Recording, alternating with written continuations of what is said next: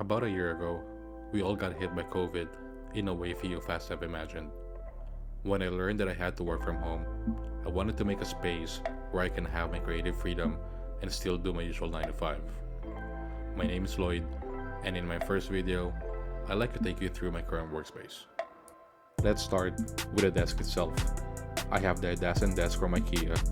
It is 63 by 31.5 inches, and I got it in the walnut finish, which is exactly what I was aiming for when I started visualizing how I want my space to look like.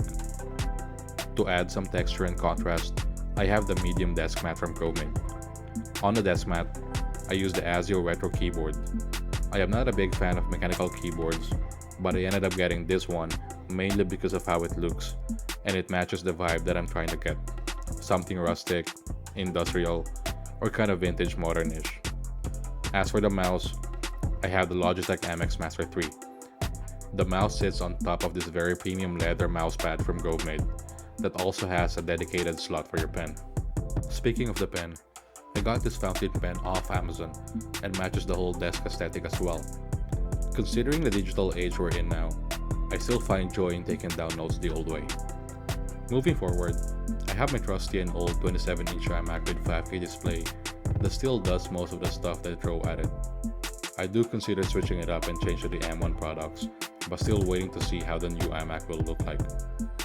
If Apple does a complete redesign, I would probably go for it. If it looks the same, I will just probably get the Mac Mini instead.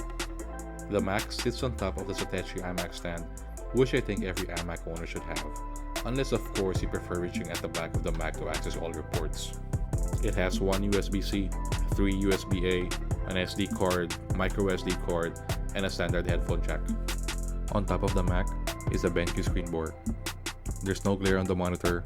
Temperature can be adjusted from 2700 to 6500 Kelvin, adjustable brightness, and is powered by USB.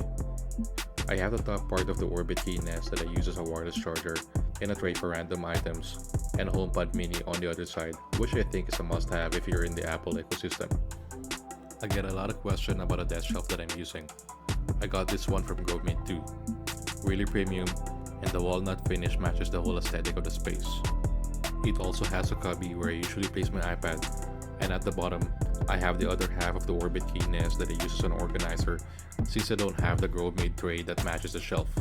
You also get a huge extra space under the shelf where I usually put my keyboard if I need the extra space on the desk.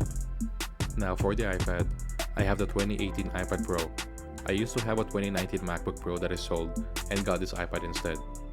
I edit 99% of my photos on the iPad, and the only time I have to use the Mac for editing is when I need to use Photoshop. For the headphones, I have the Sony MDR7506. I'm not a big headphone guy, but I knew that I had to get one so I can listen to my voiceovers like this. And after watching countless reviews, this is the one I decided to get. Lastly, I have some greens on both ends of the desk. On the left, I have the money tree, and on the right, I have a mini Monstera. That's pretty much it for the main desk. Now let's take a look at my 9 to 5 desk. It has 35 by 24 inches walnut desktop that I got off a local table store.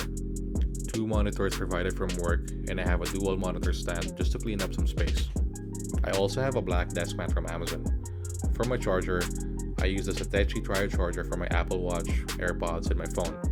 Whenever I work on this desk, it's always the MX keys that I use, paired with either the MX Master 3 or this cheap M720. Now this phone dock, I'm pretty sure most have not seen before.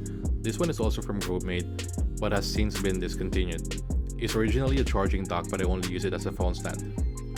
Right below is everybody's favorite IKEA drawer, the Alex drawers. These have all the things that I need within reach, from batteries to chargers to lens cleaners and stuff. In between the two desks is this industrial looking shelf from IKEA. On top, I got a couple books that pretty much sums up my love for sneakers and photography. You may have noticed the Lego-ish Air Max 1 Model 2, the OG red being my favorite colorway of all time. Next one down is a small decorative chest that I got off Facebook Marketplace for $10. This is where I throw some stuff that normally doesn't have a place where I organize the other things. The cool looking pipe lamp next to it is from Relic Lighting. You can check him out on Instagram. I replaced the bulb with a Philips Hue one just so I can control it with my phone or with my home assistant. And this is the Rode Mic NT USB Mini that I use for this voiceover. So let me know how the audio is and if there's anything that needs to be improved. Right here is a cheap clamp that I got from Amazon, which I normally use for overhead shots with my phone. This is something very convenient because I can always take it out and put it back whenever I need to. To fill out the space on the wall, I installed this wall shelf from IKEA that matches a standing shelf that I have. It holds my drone, cameras, and lenses. I have since made some changes with my camera gear since the making of this video. Hopefully, I can come up with a video about that too. On the right side, I got this camera blueprints from Etsy. These are A4 in size in case you're wondering. And now, for the most important piece in my workspace, the chair. This is the Autonomous Ergo Chair 2. It replaced my old Herman Miller Mira simply because I wanted something that has a headrest. For me, sitting in front of my desk for 10 to 12 hours a day requires full support of my back. This is something that most people overlook. If you're someone that spends a lot of time sitting in front of a computer, you will not regret investing in a great chair. With so many functionality like armrest adjustment, height adjustment, tilt tension, you can customize it to your needs. And it looks great too. There you have it. That's pretty much everything I have in my workspace. You can check my kit link in the description so you can see all the links for the items that I just talked about. Hopefully you enjoyed my first video.